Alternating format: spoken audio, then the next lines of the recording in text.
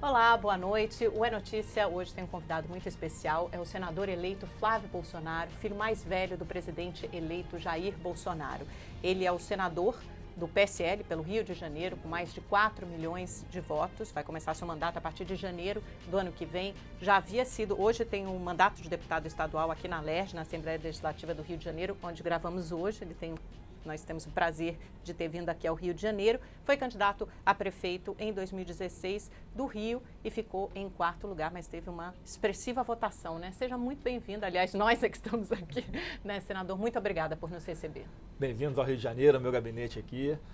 Um grande abraço a todos que nos assistem. O momento é de muita transformação e, por que não falar também, de muito entusiasmo por parte de todos nós, porque talvez seja a última oportunidade que nós tenhamos de fazer diferente, de fato, Amanda, e corresponder às expectativas de tantos milhões de brasileiros que estão depositando em Bolsonaro suas últimas fichas para verem um país limpo, um país sério, com pleno emprego, com segurança pública e onde realmente as instituições sejam de fato respeitadas e funcionem plenamente. Agora, seu pai foi eleito presidente, o senhor teve uma expressiva votação como senador aqui no Rio de Janeiro, foi o senador mais votado do Rio, um dos mais votados do país. Seu irmão, Eduardo Bolsonaro, foi o deputado federal mais votado do país. Carlos Bolsonaro, seu terceiro irmão também, é vereador pelo Rio de Janeiro. Então, quer dizer, mais do que o presidente eleito Jair Bolsonaro, a gente tem agora a família Bolsonaro, que já participava há muitos anos da política, mas agora alcança finalmente o centro do poder. Eu queria saber o que esse momento significa para a sua família,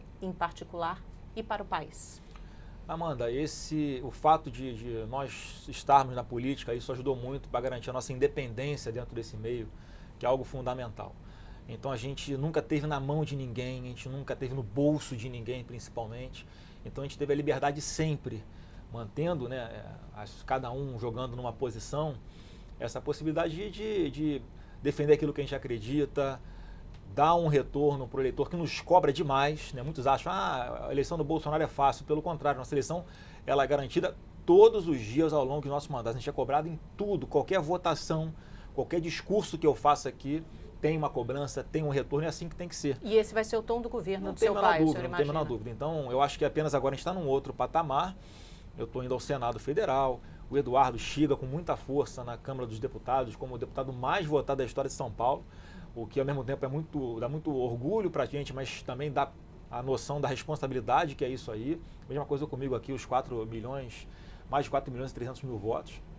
Então, né, nesse aspecto profissional não vai mudar tanto, a gente vai continuar fazendo aquilo que a gente gosta, aquilo que a gente acredita que é o melhor para o nosso país, com a diferença de que agora a gente tem na presidência da República alguém com o perfil de Bolsonaro, que é tudo aquilo que a gente acredita na política, é o nosso norte nesse ambiente de trabalho, e eu tenho a convicção que além disso tudo vai ser uma grande oportunidade também de ele mostrar que não é nada daquilo que muitos durante a campanha ou um pouquinho antes da campanha, Amanda, adjetivavam o Jair. O que mais ele é um cara, nessas críticas? Ele quando incomoda, quando alguns rótulos de racista, rótulo de fascista, de racista, de nazista, as coisas. Mas ele fez declarações pesadas nesse sentido ao longo da carreira política. Ele não é cobrado por isso? Ele é cobrado, mas várias foram tiradas do contexto. E quando ele de alguma forma explicava melhor o que ele queria dizer, que ele não queria ofender ninguém, não tinha o mesmo espaço na mídia que aquela fala inicial, muitas vezes distorcida. Então agora ele vai ter oportunidade, não apenas com palavras, com os seus gestos, suas atitudes. Eu acho que as nomeações que estão acontecendo também já falam por si, vai ser um governo técnico, né? Os ministros que estão chegando são pessoas do mais alto gabarito, né? Então, estou muito confiante que o Brasil tem tudo para dar certo. Cada vez, Amanda, a gente começa a olhar com uma lupa um pouquinho mais forte o orçamento de algumas instituições públicas, em todas as áreas, a gente fica abismado. Eu fico abismado, né, com o que eu já vi. Com o que, por exemplo? Porque o senhor faz parte desse governo de transição, algumas empresas públicas. Eu não faço parte oficialmente, eu estou lá acompanhando de perto, né, obviamente para dar minha contribuição também, mas a gente vê que o Brasil é muito mais rico do que a gente imaginava. Tem dinheiro demais, mas tem muito dinheiro. Os caras desviam mas demais. Mas caminha para o seu sexto ano de déficit, né? E isso não é só resultado de corrupção, mas é resultado de más decisões econômicas. Não, má gestão, loteamento geral da máquina pública, geral. É um negócio assim, a gente que está na política há muito tempo se surpreende. Então eu tenho a convicção que ajustando a casa, arrumando a casa, enxugando essa máquina, direcionando esse dinheiro para quem precisa na ponta da linha, o Brasil vai bombar, e rápido. O senhor é o filho mais velho do Jair Bolsonaro. O senhor tem 37 anos, né? Depois tem Carlos Eduardo, o Jair Renan e a mais nova é a Laura, Laurinha, né? A filha do terceiro casamento. O senhor é o 01? É assim que ele te chama? Me chamam de 01, mas eu me refiro ao meu pai como ele sendo 01. E aí, como é que fica? Fica uma confusão em casa de 01. Aí, como eu falo, eu me refiro a ele aqui como presidente, como Jair. Tem dificuldade de não chamar de pai muitas vezes, né? Mas, enfim, a gente faz aqui uma fala sempre de muito respeito a ele, não apenas por ser o pai, né? Mas por ser uma pessoa magnífica no campo profissional. Eu, desde o primeiro, fui eleito deputado estadual aqui no Rio, a primeira vez aos 21 anos de idade. Então, como professor desse dentro de casa, ajudou muito ao meu crescimento no meio político, a saber como refutar as coisas erradas que chegavam.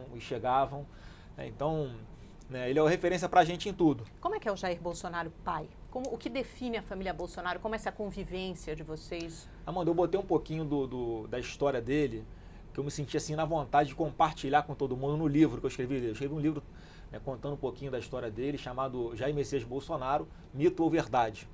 E lá eu mostro como é que ele é um cara de hábitos simples. Quando você vê lá um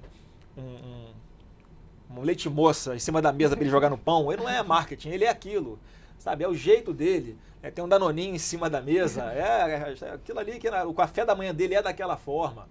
Então você vê que ele não muda a sua essência, ele faz questão de mostrar quem ele é. Eu acho que isso foi um valor importante para o eleitor ao longo da campanha também, Amanda, que via as nossas produções, as nossas lives, por exemplo. Era a bandeira do Brasil fixada ali com silver tape na parede, a própria estrutura ali não demandava nenhuma mega produção, isso tudo fez super muito simples. Sucesso durante a campanha, pois né? As foi pessoas muito se bem recebido. Sim. Assim, esse cara tá falando a verdade.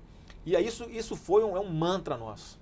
Olha, pode ser antipático, mas defende aquilo que você acredita, por mais que não seja uma coisa que vai agradar todo mundo, mas você é aquilo.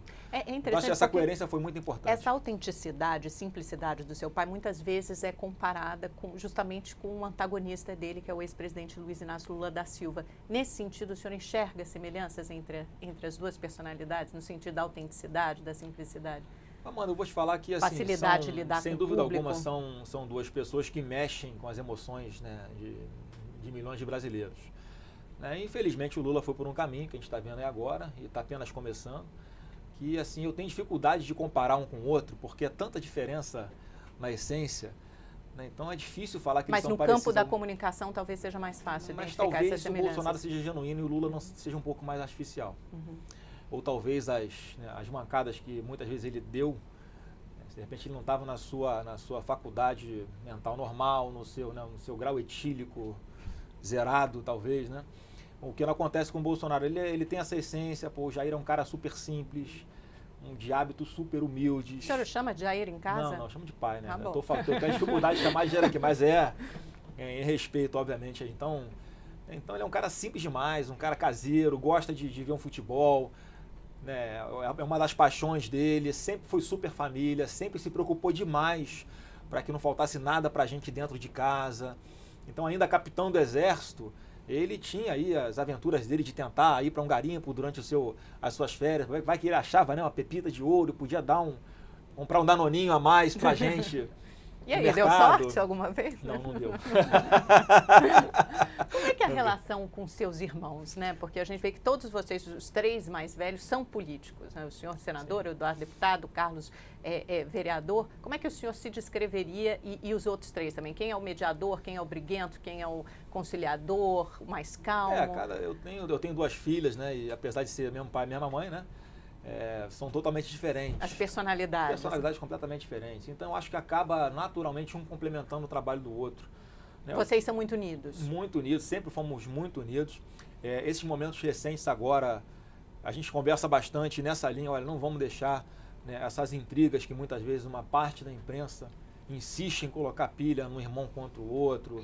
A gente trabalha bastante essa parte para não deixar esse valor que para nós é muito caro, muito importante, a nossa união, que isso interfira, ao que foi fundamental ao longo de toda a nossa criação, ao longo no momento de forjar o nosso caráter, a atuação dentro da vida pública. Nós sempre fomos muito unidos e assim, é tão automático, Amanda, que não tem uma combinação.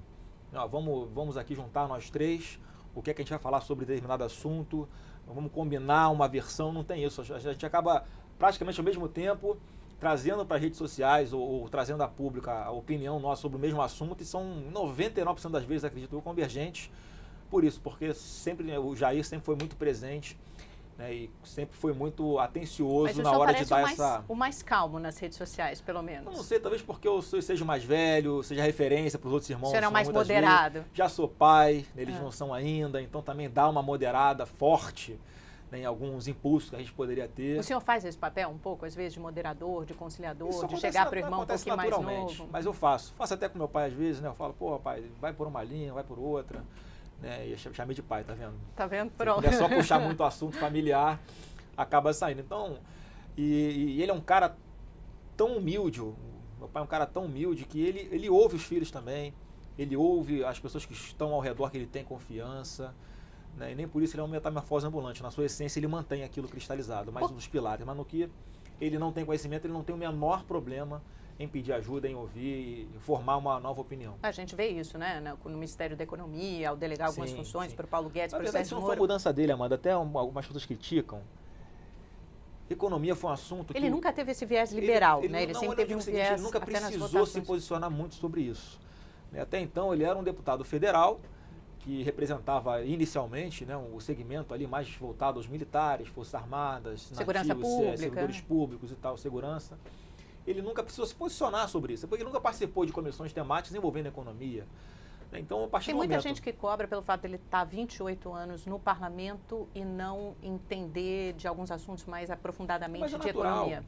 Qualquer casa legislativa tem aqueles que são mais inclinados a uma atuação na educação. Eu aqui, por exemplo, na segurança pública também é um carro-chefe meu. Então, quando tem um assunto envolvendo orçamento, eu vou me consulto com outro deputado que entende mais do que eu, não tem problema nenhum. Essa é a função do parlamentar, representar um segmento.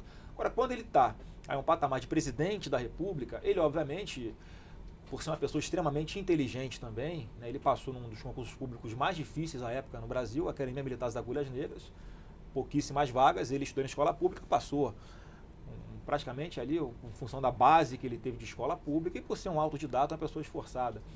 Então, esse tempo de caserna, 17 anos de exército, Amanda, dando uma visão macro para ele sobre todos os assuntos estratégicos para o nosso país, que ele tem condição total, né, de pelo menos ali ter um norte do que ele pensa sobre economia. Agora, quando você tem que subir um degrau, 2 degraus, ele ouve o que, pelo menos ele vai ter que arbitrar, né? Opiniões diferentes. Houve um cara que é o Paulo Guedes, que é o Papa, nesse assunto aqui no Brasil, um cara respeitadíssimo internacionalmente. Né? E quando você conhece o Paulo Guedes, então você vê que ele é muito mais do que isso tudo. É extremamente inteligente, sensível e que está ali para colaborar. Uma pessoa que não precisava, mano. Está com a sua vida bem encaminhada, realizada, mas também entrou nessa porque tem esse sentimento de patriotismo que é comum a toda a equipe.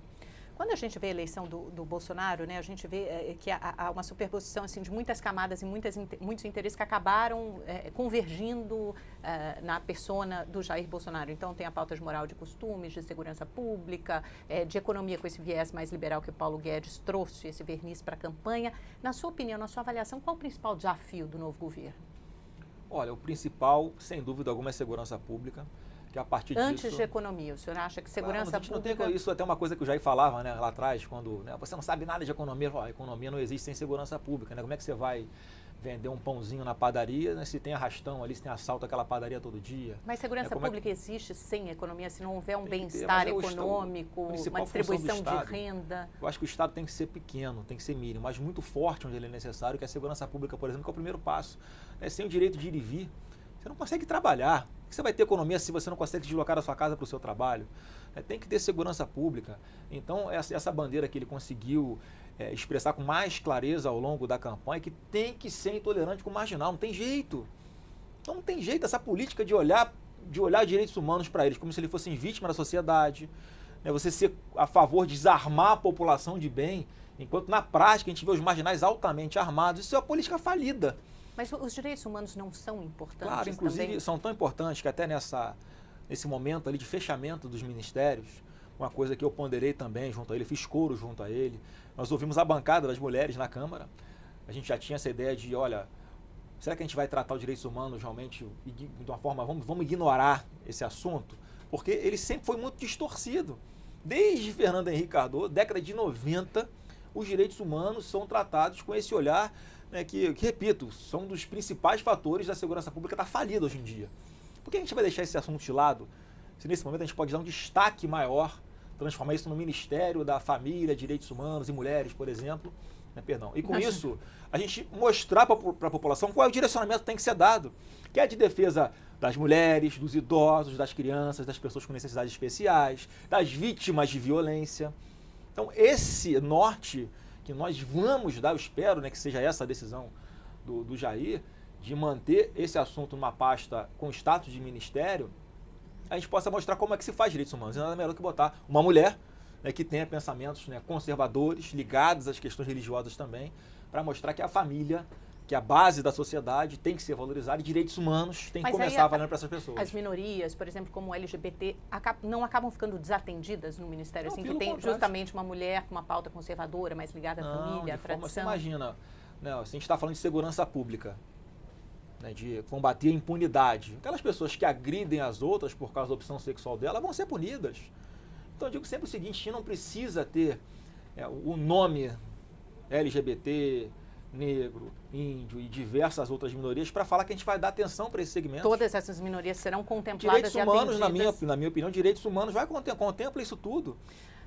Senador, houve uma fala da ministra do Supremo Tribunal Federal, Carmen Lúcia, né, ex-presidente do Supremo, que o senhor, inclusive, comentou no seu Twitter sobre o governo do seu pai. Ela disse, e eu cito, né, exatamente assim, estamos vivendo uma mudança conservadora nos costumes, às vezes perigosamente conservadora, porque a tendência é que direitos fundamentais que são conquistados, foram duramente conquistados, a gente recue. Na solenidade de 30 anos da Constituição no Congresso, a Procuradora-Geral da República, Raquel Dodge, diz que não basta reverenciar a Constituição, é preciso cumpri-la. Todas essas declarações ecoam alertas e uma preocupação que houve durante todo o período eleitoral sobre possíveis riscos à democracia ou então aos direitos de minorias que supostamente a eleição do seu pai representaria. Como o senhor responde a essa preocupação? Como eu falei, a gente vai ter oportunidade de mostrar para essas pessoas que elas estavam erradas. Esse monstro que muitas pessoas criaram no seu imaginário sobre Bolsonaro simplesmente não existe. Estou garantindo para vocês que não existe. Como é que uma pessoa pode ser acusada de ser autoritária, de ser fascista, nazista, se ela defende um Estado menor, se ela defende que o indivíduo possa ter acesso a uma arma de fogo para se defender? Se é uma pessoa que respeita tanto o Congresso Nacional, alguns contratempos que existiram... Ele já deu declarações antigamente, né, sobre fechar o Congresso. Pois é, para tirar do contexto. Quando conversava com o Paulo Guedes, né, que aquelas medidas na parte da economia, né, que seriam ali importantes para o Brasil, o primeiro a chamar o Paulo Guedes, Paulo, vem cá, isso não passa no Congresso, tem o filtro do Congresso, você está esquecendo do Congresso. Como é que uma pessoa que quer implementar uma ditadura está tão preocupada com o Congresso? Se ele pode, né, criar uma situação e vamos fechar o Congresso agora, por exemplo. Isso não existe na nossa parte. Né, e em momentos que ele falou isso, foi porque foi repercutindo, na verdade, no sentimento da própria população. Em momentos críticos que a gente atravessava de corrupção generalizada, né, inclusive ele, na campanha, isso foi explorado contra ele teve a oportunidade de responder. Hoje, se você fizer uma enquete hoje com quem está nos assistindo, você é a favor do Congresso Nacional como está aí? Você acha que funciona? Com certeza a resposta é ser negativa para o Congresso. Então, ninguém tem tanto respeito, no meu ponto de vista, quanto o Congresso. E mais, Amanda, a questão da governabilidade. Todos os candidatos que estavam colocados, nenhum conhece tão bem o Congresso Nacional e aqueles que estão lá e a forma como lidar com cada um, como o Jair Bolsonaro. Mas, ao mesmo tempo, ele está estreando uma nova forma de fazer política. E outra grande preocupação é como se dará essa relação do governo do seu pai, Jair Bolsonaro, com o Congresso Nacional. A gente vê agora pelas indicações das nomeações técnicas dos ministérios que não estão passando pelos partidos, como se fazia tradicionalmente, né? Passar pelos presidentes ou pelos líderes de partido, ter aquela indicação partidária. No máximo, você tem uma indicação de uma bancada temática. Isso vai funcionar? Como é que será essa negociação política no governo de Jair Bolsonaro? Em primeiro lugar, eu acho que ele está buscando a legitimidade do Congresso Nacional. Quando ele houve bancadas importantes, que algumas com mais de 100, 200 parlamentares, algumas quase 300 parlamentares, como a da Agricultura, ele está legitimando esse papel de intermediar os interesses da população, que são ali os representantes da população, junto ao governo federal. Então ele está atendendo muito a essas bancadas, está dando uma atenção muito especial aos parlamentares.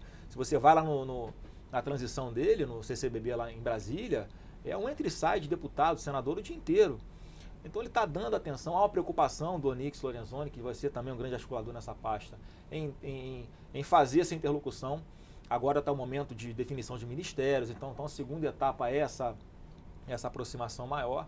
Eu tenho a certeza que o parlamento vai compreender a resposta que os eleitores nos deram nessas urnas, que não é para fazer o tomar lá da cá. Não, o Jair cansou de falar, olha, se é para fazer igual aos outros, eu estou fora. Não é a minha forma de fazer política. Então não adianta mais você querer barganhar, criar uma trincheira dentro do Congresso Nacional, seja na Câmara ou seja no Senado, para extorquir o governo federal exigindo espaço em ministérios, em agências, em secretarias. Então, se as pessoas têm um quadro técnico que está ali condizente com o que a gente está defendendo, que a pessoa seja competente, ficha limpa, né, não, tem um posicionamento político ideológico alinhado conosco, qualquer parlamentar pode sugerir nome, está aberto. Inclusive, né, poucos sabem, tem alguns ministros que surgiram a partir de conversa com um secretário no corredor, com segurança da Polícia Federal. Como quem, por exemplo? Tem um exemplo? Não, o nome eu não posso dar ainda, né, mas certamente assim, não foi o ministro escolhido em função disso, mas surgiu na mesa a partir de uma sugestão dessa. É com a pessoa que ouve, olha, se foi uma sugestão boa, não importa de onde veio, se for uma sugestão boa, o perfil agrada, vamos conversar. Então a nossa intenção é sempre dar certo. Então não é para atender um deputado, não é para atender uma bancada de senadores, é para atender a população. Eu acho que foi para isso que a gente foi eleito. Eu acho que assim, Amanda, o eleitor votou no Bolsonaro para ele colocar lá um monte de militar mesmo, um monte de cara que tem uma linha de pensamento parecida com a dele, porque qual é a imagem que a população tem do militar? São pessoas disciplinadas, honestas, patriotas. A gente passou quanto tempo aqui com governos indicando para ministérios importantes pessoas que não entendiam nada daquele assunto. Olha o Ministério da Defesa. Foi comandado por comunistas, por sindicalistas, muito tempo. Eu não sabia a diferença, o ministro da Defesa não sabia a diferença de um capacete para um pinico, pô.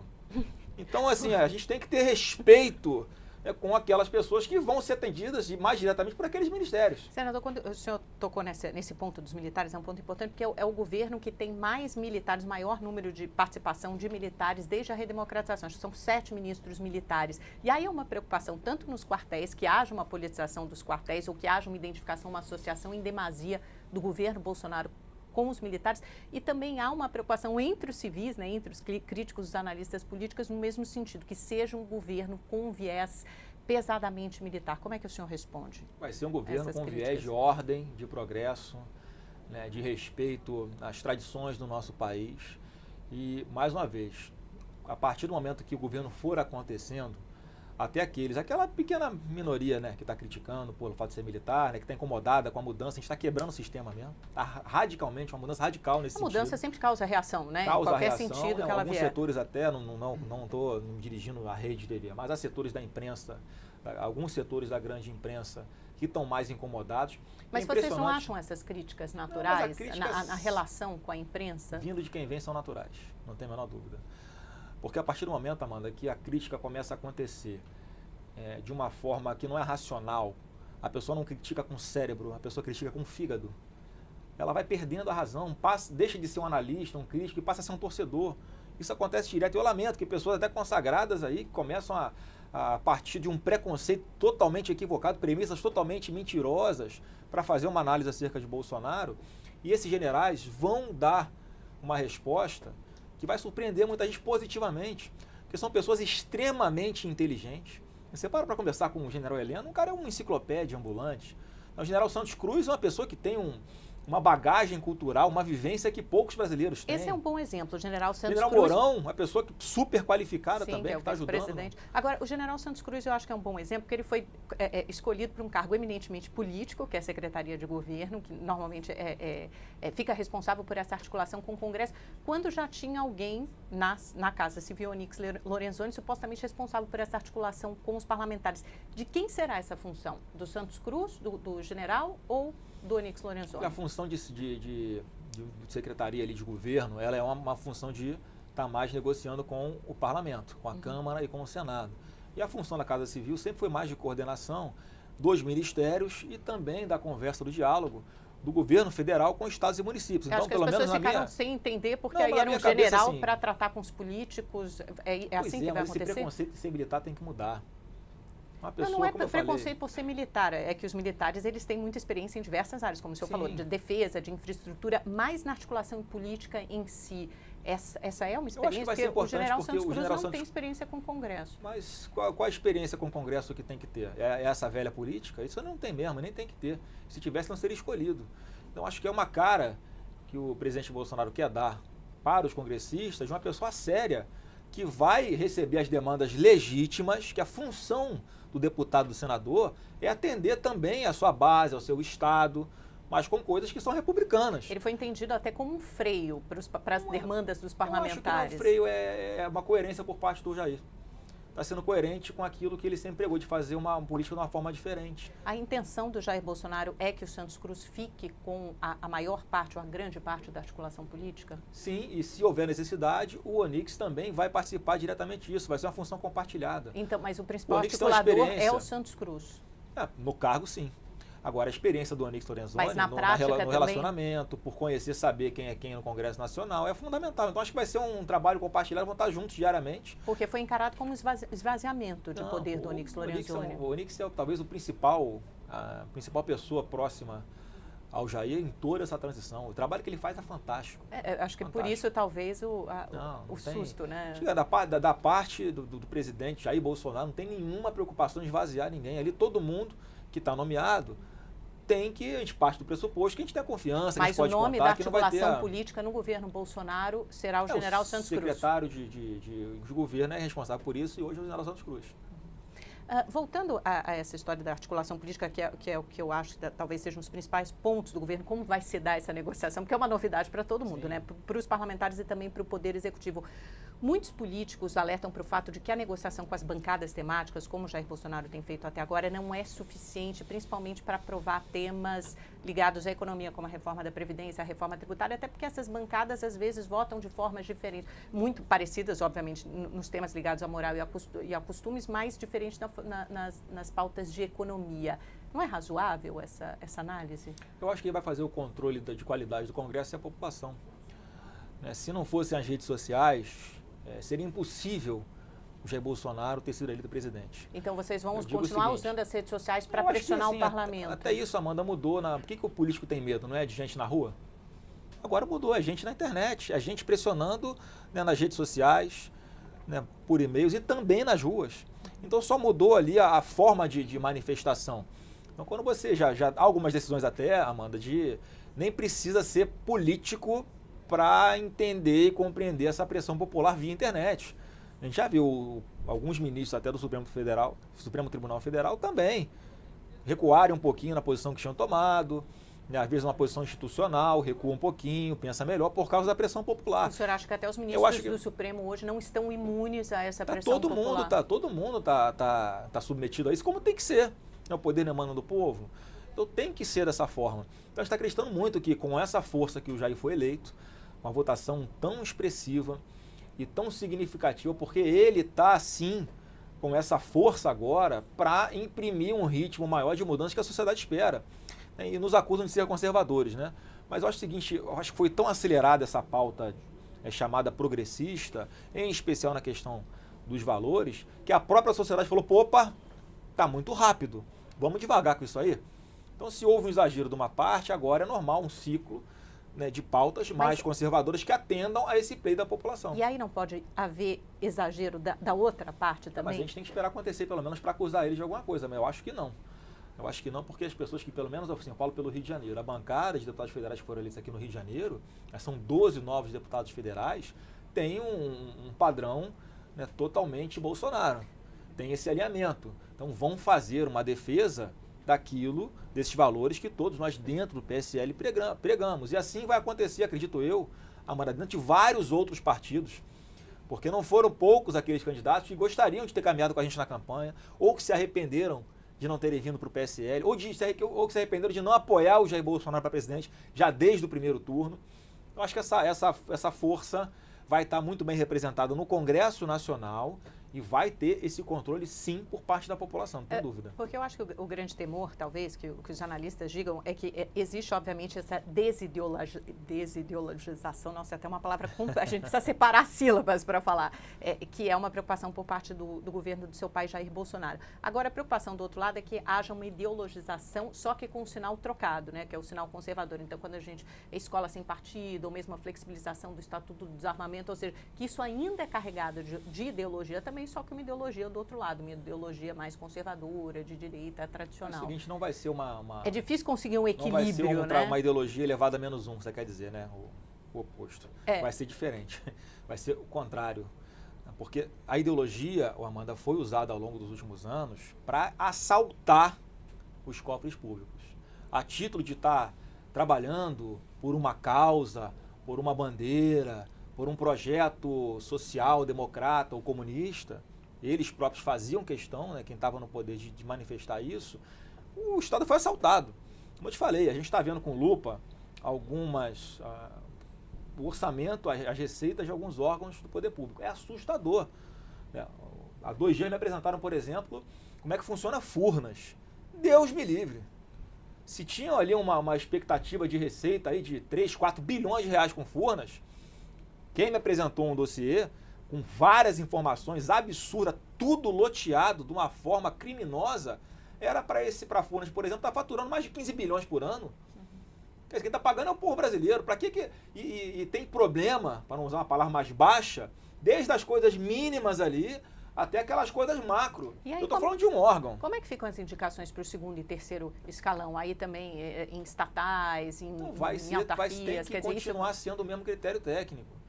Todo mundo, Amanda, não vai ter a nomeação de partido, porque os partidos ainda esperam por isso. Tem alguns que vão se encontrar com seu pai essa semana, né? O MDB, o PSDB. Se for uma indicação de uma pessoa técnica, com currículo, ficha limpa, né, que não está indo para lá para indicar algumas pessoas, em troca aquele parlamentar que indicou, garantiu o voto para o presidente da República, isso não pode acontecer, isso é velha política. Tá? Então, assim, como vai ser? O tempo vai mostrar. Mas não dá para ser dessa forma, sabe? Então tem que enxugar muita coisa, tem que privatizar um monte de coisa, tem que extinguir um monte de coisa. Eu acho que nessa linha, o ministro que é escolhido, ele quando conversa com o presidente, a conversa na mesa é essa, tá? A conversa na mesa é essa. E tudo às claras, não tem que ter conversinha no ouvido de ninguém. A decisão sobre quem vai ser ministro, sobre quem vai ser presidente de algum órgão importante, acontece numa sala com 10 pessoas ouvindo tudo, não tem nada a esconder de ninguém. Isso por si só, mano, eu te garanto, vai começar a aparecer muito dinheiro para chegar quem precisa na ponta da linha. Isso que a população espera e é para isso que a gente foi eleito. Eleição para a presidência da Câmara e do Senado, né? Porque dando a largada no governo do Jair Bolsonaro em janeiro, fevereiro, a gente já tem essa eleição que é importante para a mesa diretora. No Senado tem Renan Calheiros. Alguma chance do governo do seu pai apoiar essa eleição? Eles já disseram que não vão se intrometer, mas eles vão trabalhar contra a eleição dos Renan Calheiros? O presidente Jair Bolsonaro não está se metendo de fato em nenhuma eleição na Câmara e do Senado. O PSL, o seu partido eu na no condição Senado. de senador, né, de estar ali, obviamente, por ter o sobrenome também, eu sempre falo isso, não sou um senador comum, eu também sou filho do presidente e não estou querendo me vangloriar disso não, tá? Eu só estou dizendo que é uma responsabilidade a mais. Natural, claro. Natural que eu tenho, e sem dúvida alguma, se eu estou falando em fazer uma política de uma forma diferente, de uma forma nova, é importante que o Renan Calheiros entenda, né, que ele, para grande parte dos brasileiros, representa essa velha política. Então acho que não é coerente com o que a gente ouviu nas urnas, com a resposta das urnas, você escolheu o Renan Calheiros como presidente. E digo mais, a forma que ele faz política e que ele tem buscado os votos de alguns senadores, Amanda, me preocupa. E me preocupa mais pelo seguinte, os senadores que estão dando ouvido ao Renan, o que será que o Renan está prometendo? Já que ele sempre foi muito habilidoso com essa articulação, mais prometendo coisas que não estão mais na sua alçada, que hoje, né, estão com outro governo, com outro presidente, qual é o senador que está caindo no papo dele? O que ele pode estar prometendo para esse senador?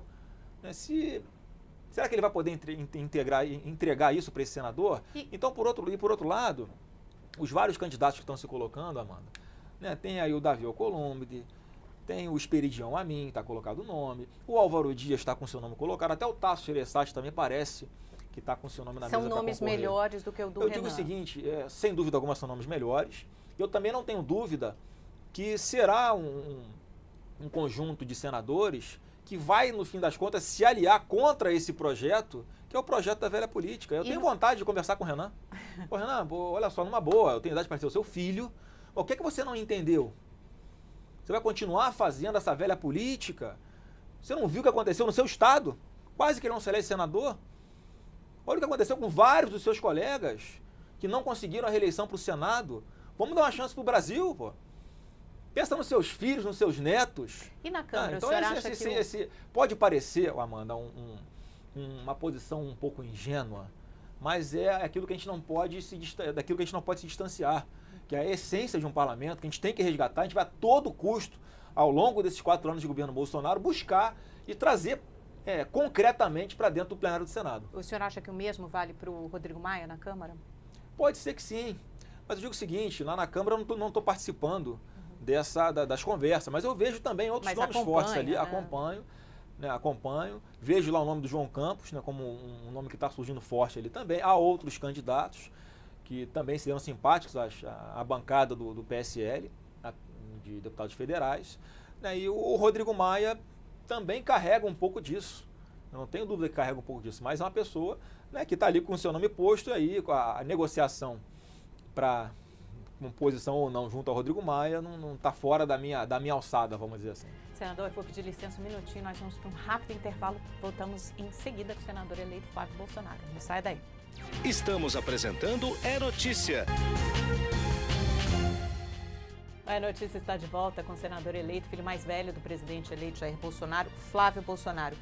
Senador, seu irmão Eduardo Bolsonaro disse na semana passada a um grupo de investidores nos Estados Unidos que seria difícil aprovar a reforma da Previdência no ano que vem. Ele disse o seguinte: será difícil, será uma briga, talvez não consigamos fazer, mas faremos o nosso melhor. O senhor concorda com seu irmão? Não, difícil, acho que seria nesse atual mandato, nesse atual Congresso. A reforma da Previdência, Amanda, está bastante amadurecida, eu acho, na cabeça da população, né? Então, a forma como vai ser isso enviado ao Congresso, talvez não apenas em forma de proposta de emenda à Constituição, que exige um quórum maior, a parte que vai, por exemplo, via projetos de lei, portanto precisa de um quórum menor para que seja aprovada, eu tenho a convicção que a gente vai ser vitorioso nisso. É óbvio que é sempre um tema espinhoso. Mas é que a grande parte mais difícil, né, mudança da idade mínima, etc., tudo isso demanda uma emenda constitucional, né, tem que ser feito. Eu acho que, como eu falei, a população já entendeu que é necessária uma reforma, o brasileiro e a brasileira estão vivendo por mais tempo. Muitos acabam se aposentando, se sentindo úteis ainda para continuarem trabalhando, para continuar no serviço ativo. O senhor acha que vai ser mais fácil aprovar nesse novo mandato? Vamos usar que é menos difícil, porque vai ser sempre difícil. Entendi. Então, eu acredito que a gente vai conseguir sim, com a composição do novo Congresso, mas não vai ser uma coisa ali fácil e de imediato logo no começo do governo. Na comparação com a reforma do presidente Temer, como será a reforma da Previdência Jair Bolsonaro? Porque o seu pai disse também na semana passada que não podemos salvar o Brasil matando idoso, numa referência à proposta do Temer. Só que o texto original já tinha sido bastante suavizado, previa uma economia que era metade da prevista inicialmente. Quer dizer, a reforma da Previdência de Jair Bolsonaro deve ser no mesmo padrão que a do Temer, mais suave, menos suave? Pelo que o senhor tem diferente, conversado Amanda. com Paulo Guedes? Não tem um texto ainda, uma redação final pronta, mas tem que ir tocar em alguns pontos que a atual reforma não toca. Tem que haver uma diferenciação do tipo de trabalho que as pessoas fazem e para calcular o tempo necessário para que ela se aposente. Não tem alguns trabalhos que são trabalhos maçantes, braçais, perigosos, que expõem as pessoas ao risco de morte. Então não dá para você querer comparar, por exemplo, um policial militar se aposentar com o mesmo tempo de serviço que alguém que está numa função burocrática. Mas essas já são categorias especiais, né? Sim, mesmo mas isso também entra na discussão de reforma da Previdência. Elas já se aposentam mais cedo e pelo texto mas do Temer iriam continuar. Há uma pressão para que haja uma regra geral para todo mundo, né? Porque os militares estão de fora, só porque o presidente é militar, vai ser diferente por isso? Não. Não é porque ele é militar, é porque há realmente algumas características, algumas peculiaridades que tem que ser levadas em consideração.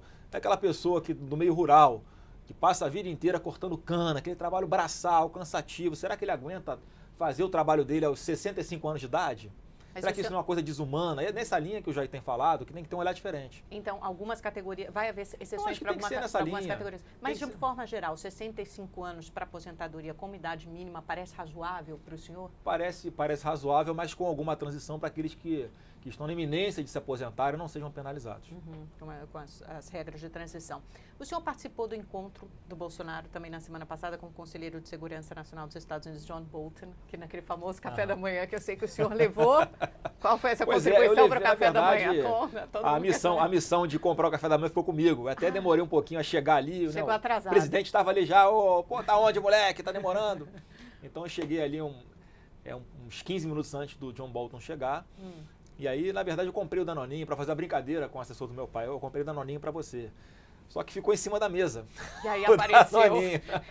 E aí virou aí alvo, né, da análise daquelas pessoas que entendem de etiqueta. E um recado para você, não teve nada de premeditado. O Jair Bolsonaro é aquilo ali. É mesa sem toalha mesmo, todo mundo come com a mão, não tem prato para cair o farelo do pão. Minha esposa briga comigo, pô, você parece bicho, bota um prato aí para comer esse pão, ou o farelo cair na mesa. Eu falei, depois eu passo um paninho, tá resolvido, não precisa brigar comigo. Acho que ele demonstra mais uma vez a sua essência, né? Tem lá a latinha de leite moço em cima da mesa para passar no pão.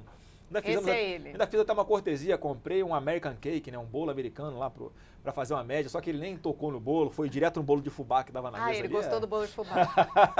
E do pão de queijo, tinha pão de queijo? Tinha pão de queijo também. Então, mas assim, foi sem dúvida alguma, dá uma descontraída, né? Dá um tom mais ameno e familiar na conversa. Mas a conversa era séria. O que vocês trataram? Muitos assuntos estratégicos foram tratados. Essa política externa prevê um alinhamento maior aos Estados Unidos, mas os Estados Unidos não são o nosso principal parceiro comercial, é a China.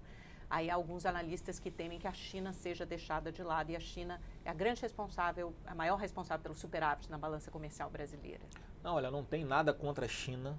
Há um alinhamento aos Estados Unidos por nossa parte, por questões mais ideológicas, né, por questões ocidentais. Com a administração Trump, especificamente. Também. Eu acho que os Estados Unidos, por muitos e muitos anos, por vários governos, foram deixados de lado por questões ideológicas. O brasileiro perdeu muito com isso, no avanço em tecnologias, na geração de empregos aqui no Brasil. Então, isso tudo foi tratado, dos investimentos das empresas americanas aqui. Quer dizer, essa aproximação vai trazer bônus para o Brasil, vai gerar dividendos? Até porque, se olha estrategicamente, o México está agora com um presidente que tem uma relação mais bélica, vamos dizer assim, menos amistosa com os Estados Unidos. Então é natural que muitas empresas... E o Trump é um negociador muito duro, né? A gente vê o lema dele é America First, né? Os Estados Unidos primeiro. A gente viu a negociação dele com a China agora nessa guerra comercial, essa renegociação do NAFTA com o Canadá e com o México. Quer dizer, ele impõe princípios mais duros. Isso não pode ser exigido do Brasil também? Por que seria diferente? O Brasil é estratégico para qualquer grande potência do mundo. Só que a gente sempre abdicou de fazer essa política internacional por questões ideológicas. O Brasil se aproximou de países que nem são democracia, são ditaduras, como Cuba, Venezuela.